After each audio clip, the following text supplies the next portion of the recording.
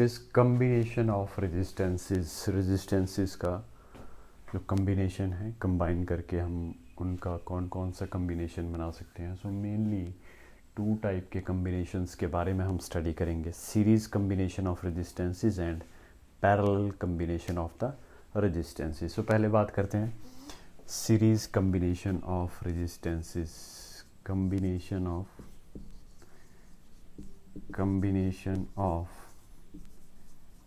resistances.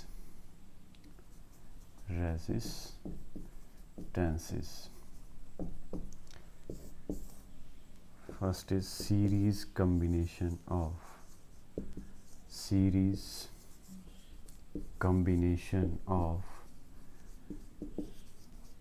resistances.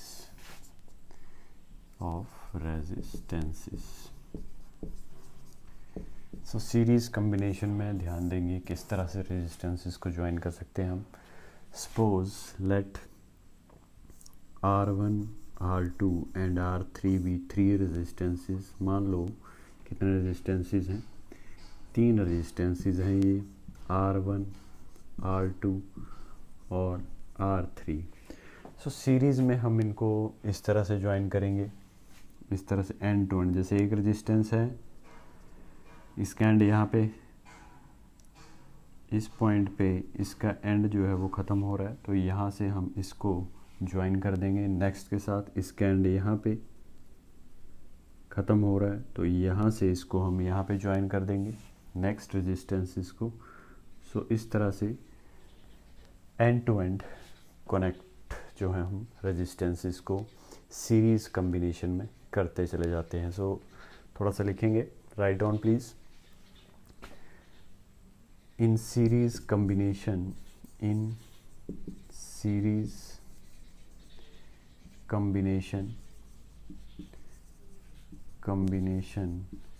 resistances are connected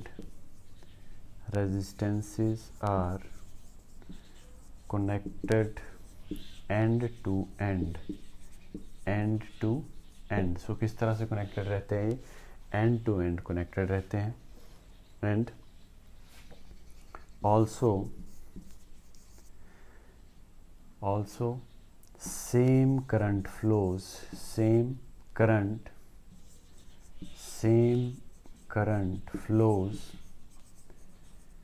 across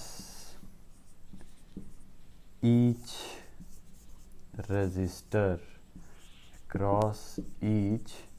resistor when some potential difference is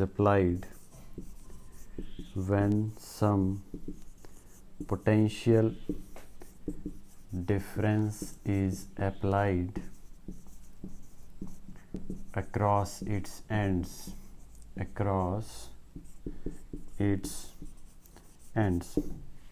सो ध्यान देंगे क्या रहता है, करंट जो है वो सेम रहता है अक्रॉस ईच रेजिस्टेंस। मान लीजिए 2 एंड्स हैं, यहाँ पे हमने पोटेंशियल डिफरेंस अप्लाई किया है, लेट इट बी V, और ये कहाँ से अप्लाई किया है, through this battery E। So let V be the potential difference जो कि इन एंड्स के अक्रॉस हमने अप्लाई किया है A और B के। सो करंट फ्लो होगा I, इधर भी I and I। So current क्या रहेगा, सेम रहेगा सीरीज कम्बिनेशन में। और जो पोटेंशियल डिफरेंस है अक्रॉस रेजिस्टेंस R1 वो कितना होगा, V1, अक्रॉस R2 V2 और across R3 V3। So V1, let V1 be the potential difference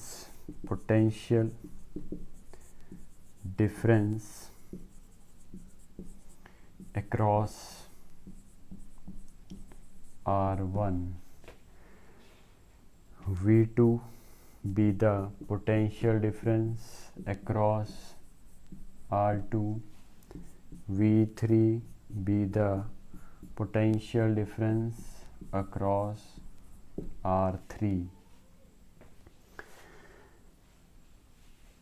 so simple concept है, हमने एंड टू एंड इसको कनेक्ट कर दिया है। तीन रेजिस्टेंसेज हैं R1 R2, करंट सभी के क्रॉस सेम है और V1 V2 V3 are the potential difference across R1 R2 and R3 such that V be the potential difference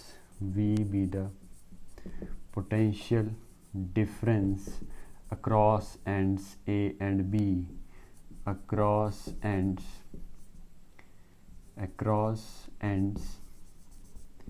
A and B। So V क्या है? Potential difference across ends A and B, जो कि divide हो गया V1 V2 and V3 करके across the resistances R1 R2 and R3 में।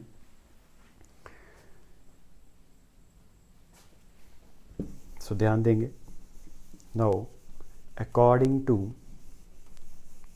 Ohm's law,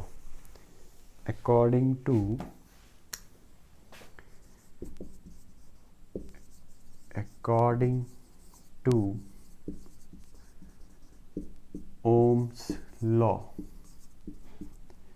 सो Ohm's law के according आपको मालूम है V is equal to I into R, V is equal to I into R। So therefore potential difference across resistance R1, potential difference across R1 के across जो potential difference होगा it is V1 is equal to I into R1। Similarly also potential difference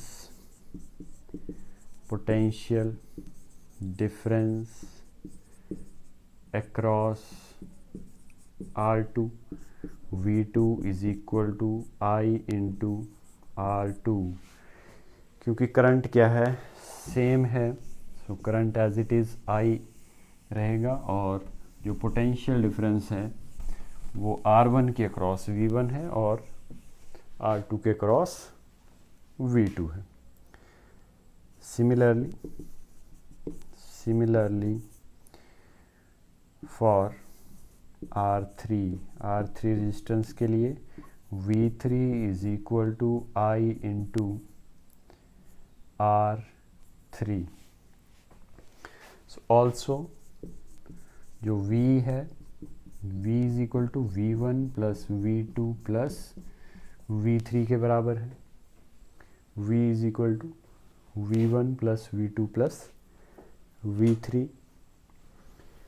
so therefore so let this be equation number 1। So now 1 में put कर देंगे, substituting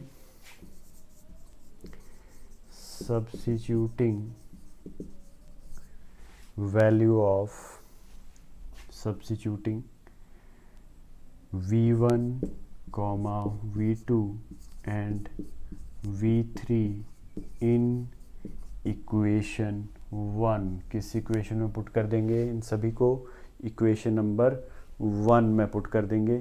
सो 1 में जब आप put करेंगे then you can see here in equation 1 V1 plus V2 plus V3। V1 is here, V is equal to I1 R1 plus I2 R2 plus I3 R3। So I1 I2 I3 नहीं है, यहाँ पे क्या है?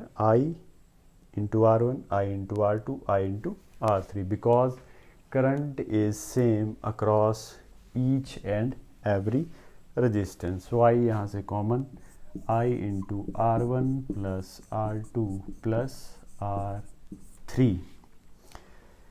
So this is equation number, let this be equation number 2. So V is equal to I into R1 plus R2 plus R3. So compare कर देंगे इसको with equation of Ohm's law, that is V is equal to IR. Also let RS be the resistance, total effective resistance, effective RS be the effective resistance of series combination.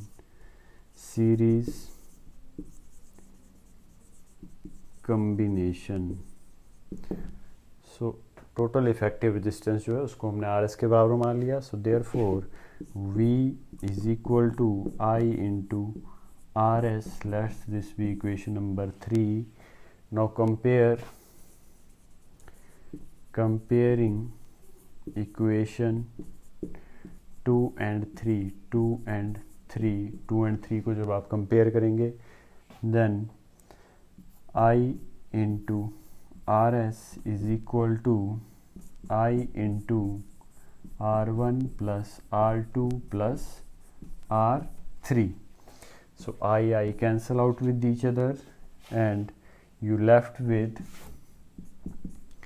RS is equal to R1 plus R2 plus R3.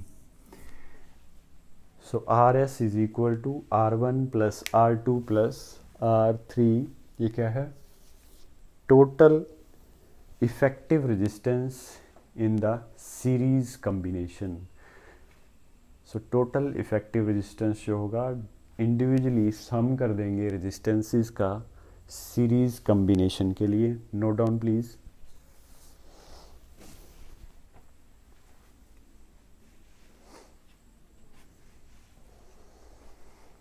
So next is parallel combination of resistances.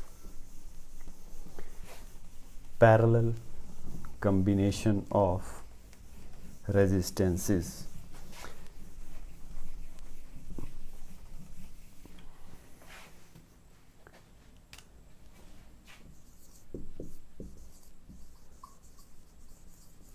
Parallel combination of resistances. So ध्यान देंगे parallel combination के लिए suppose 3 resistance हैं R1, R2 and R3 और तीनों को इस तरह से ज्वाइन किया गया है. सभी का जो फर्स्ट एंड है आपस में ज्वाइंड है, ध्यान देंगे, और सभी का जो लास्ट एंड है वो भी आपस में ज्वाइंड है. R1, R2 और R3. पोटेंशियल डिफरेंस अप्लाई कर देंगे.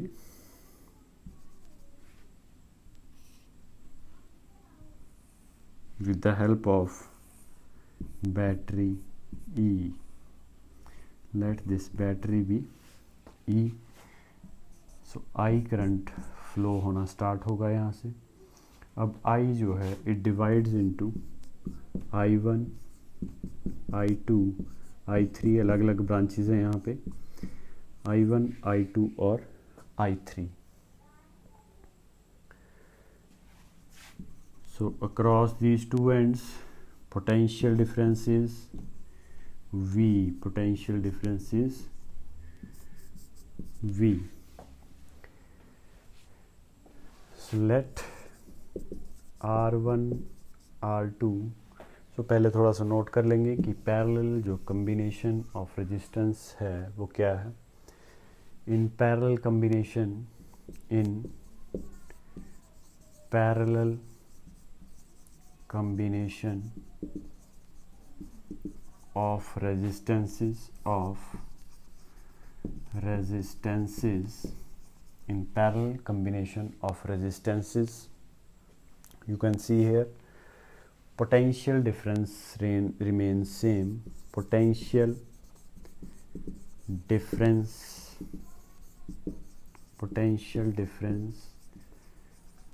remains same, and it is equal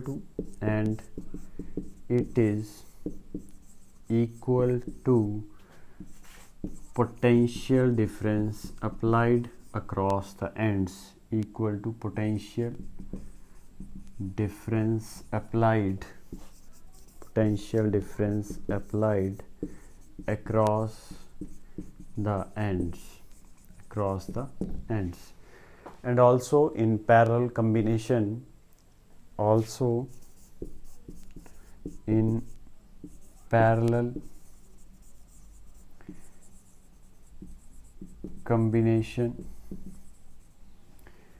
first end is connected to, or one in parallel combination, one end is connected, one end of all the resistances is connected with each other. Combination, one end is connected of all the resistors with each other,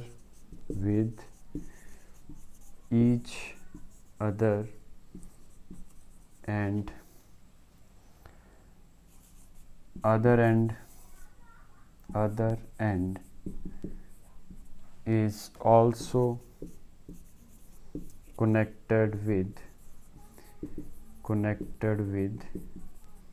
each other.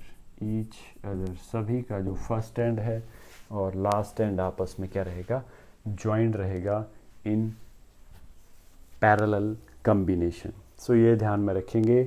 Potential difference क्या रहेगा, same रहेगा, और जो potential difference है वो किसके equivalent होगा, it is equivalent to the potential difference applied across the end with the help of this battery E. So यहाँ पे different branches हैं. जो रेजिस्टेंसेस हैं हमने इस तरह से पैरेलल कनेक्शन जो है इनके किए हुए हैं, R1, R2 and R3. So current I1 across R1, I2 across R2 and I3 across R3. So therefore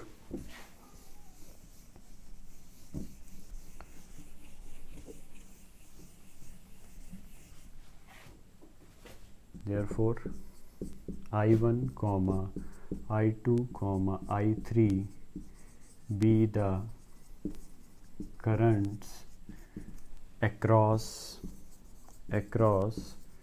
R1, R2 and R3. R1, R2 और R3 के अक्रॉस जो करंट्स हैं वो I1, I2 और I3. So total current I is equal to I1 plus I2 plus I3. Let this be equation number 1. Also V is equal to I1 upon R1 implies I1 is equal to V into R1. ध्यान देंगे, V is equal to I1 into R1 because V is equal to IR according to Ohm's law, you know. So I1 is equal to V upon R1 for resistance R1. Potential difference in case of resistance R1, it is I1 R1, and current I1 across R1 जो होगा it is V upon R1. Similarly current across R2, that is I2 is equal to V upon R2 and I3 is equal to V upon R3.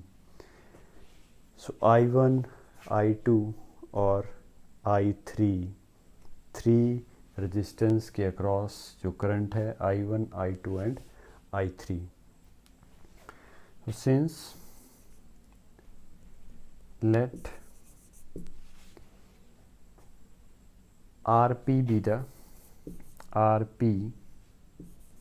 be the effective resistance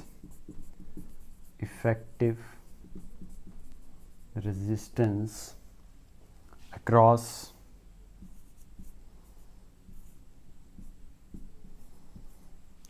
A and B, across A and B. So RP क्या है? Total effective resistance across A and B. So therefore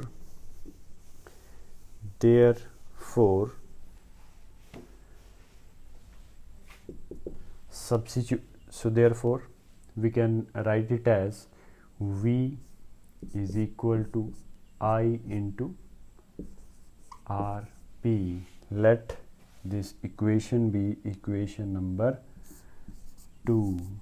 Now substituting the values of, note रखेंगे इस equation को, I is equal to I1 plus I2 plus I3.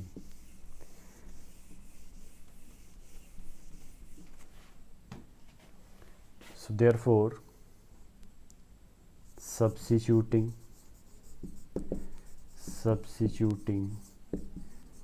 the value of I1, I2, I3 in equation 1. Equation में 1 में put कर देंगे. 1 is equal to I1 plus I2 plus I3 है. इसमें substitute कर देंगे V upon R1, V upon R2 plus V upon R3. So यहाँ से V outside common, 1 upon R1 plus 1 upon R2 plus 1 upon R3, 1 upon R3. So यहाँ से आप यहाँ पे देख सकते हैं कि जो इक्वेशन 2 है implies I is equal to V upon RP. Let this be equation number 2 ही माना है हमने इसको. यहाँ से हमने जो टोटल करंट है I उसको फाइंड आउट कर लिया, V upon RP. So I is equal to V upon RP and I is equal to V into this equation 2 and 3. Compare कर देंगे. Comparing equation 2 and 3. सो 2 और 3 को जब आप कंपेयर करेंगे you will get V upon RP is equal to V into 1 upon R1 plus 1 upon R2 plus 1 upon R3. So we cancel out with each other. So it is equal to 1 upon RP is equal to 1 upon R1 plus R2 plus 1 upon R3. So total जो effective resistance है in case of parallel resistances, it is equal to this. So note down please.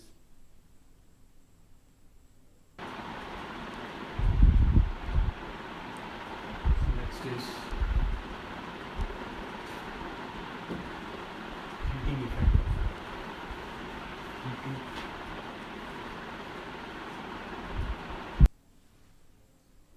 So heating effect of current क्या है, ध्यान देंगे.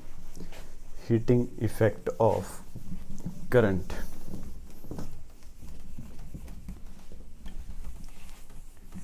So जॉल एक scientist थे जिन्होंने conclude किया कि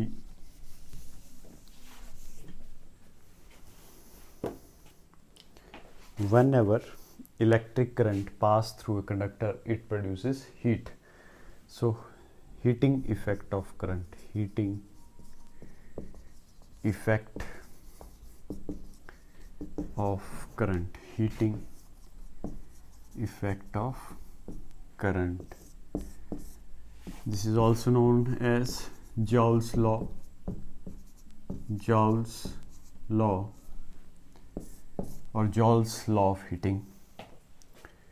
So it states that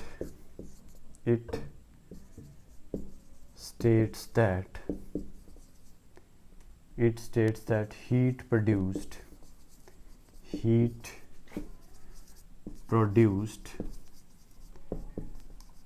through a conductor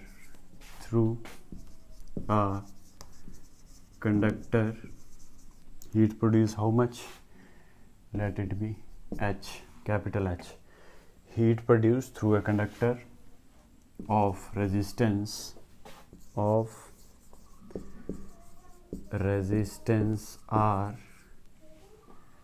when I current flows through it. I current flows through it for time t,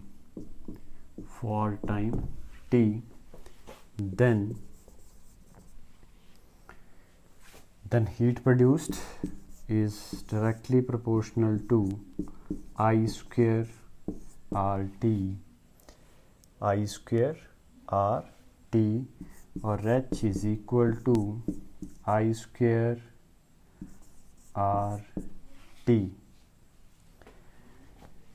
So this is known as Joule's law of heating or Joule's heating effect, Joule's heating effect or Joule's law of heating. Joule's law of heating. So joules ने इन 1941 में ये predict किया कि heat produced किसी भी conductor में से जिसका रेजिस्टेंस क्या है कैपिटल आर और आई करंट उसमें से फ्लो हो रहा है टी टाइम के लिए, then it is equal to H is equal to I square R into T के बराबर. सो जितने भी इलेक्ट्रिकल इक्विपमेंट्स हैं वो इसी पे बेस्ड हैं, based on the Joule's heating effect or Joule's law of heating. For example, heating of geyser, rod, electric bulb, heater, these all are based on Joule's law of heating. कि जब भी किसी conductor में से current flow होता है तो वो कंडक्टर क्या हो जाता है, हीट अप हो जाता है. So this is all about heating effect of current or Joule's law of heating.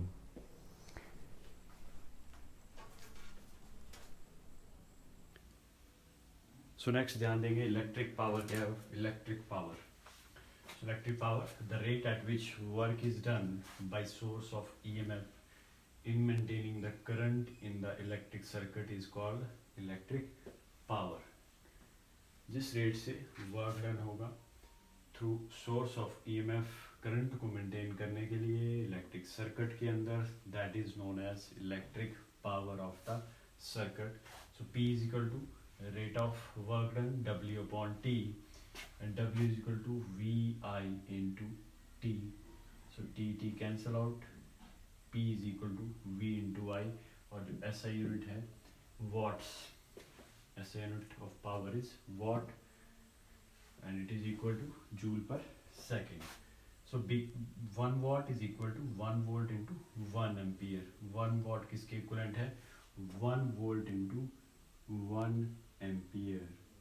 So power, electric power of a circuit is said to be 1 watt if 1 ampere of current flows through it against the potential of 1 volt. That is known as, क्या बोलेंगे उसको, electric power. अभी हमने ये लिखा है कि जिस रेट से क्या हो, वर्क डन हो करंट को मेंटेन करने के लिए. सो 1 वॉट पावर कब होगी, जब 1 एम्पियर का करंट मेंटेन होगा सर्किट के अंदर against the potential difference 1 volt के बराबर. सो बिगर यूनिट जो है bigger unit of power, bigger units, these are bigger units.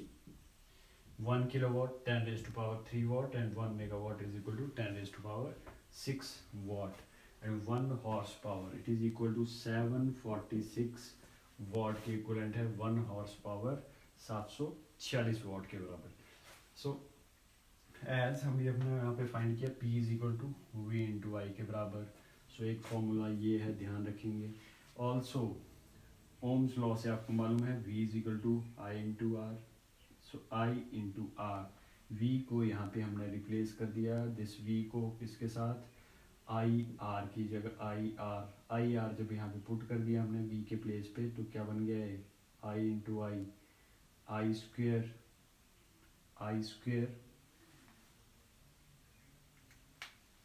और P is equal to V square upon R. P is equal to V square over R. P is equal to I square upon R. I is equal to V upon R. I की value हमने यहाँ पे put कर दी V upon are, तो क्या बन गया है V square over R. So this is electric power. Next is electric energy.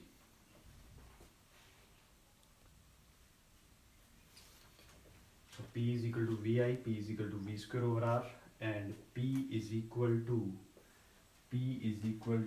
एक बार फिर से देखेंगे, P is equal to VI find out किया है, P is equal to V into I, P is equal to V square over R कब आया, जब हमने इसके प्लेस पे V को रिप्लेस कर दिया, I को रिप्लेस कर दिया V अपॉन R के साथ V square over R.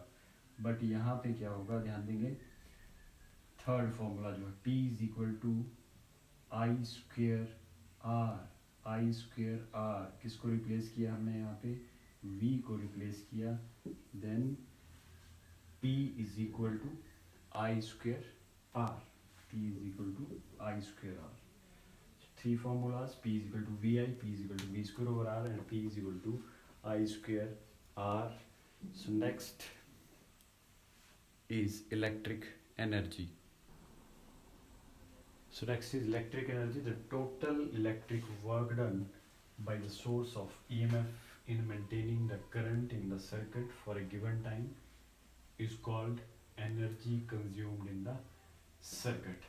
Total work done by the source of EMF, किसको maintain करने के लिए, current को maintain करने के लिए circuit में for a particular time is known as energy consumed. So energy, electric energy, it is equal to electric power into time. Electric power into time, P is equal to V into I into T. So it is equal to I square RT, and it is equal to V square T upon R. So ये formulas जो हैं ध्यान में रखेंगे. Electric energy is equal to VI into T, I square R into T, V square T upon R. So SI unit is joule, and commercial unit of electric energy is kilowatt hour, and it is also known as board of trade unit. Board of trade unit short form में इसको इस तरह से abbreviate किया जाता है BOT, board of trade unit.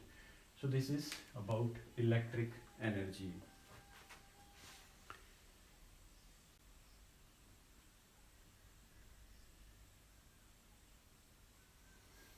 So note down please. Next we will continue in our next class. Okay, thank you.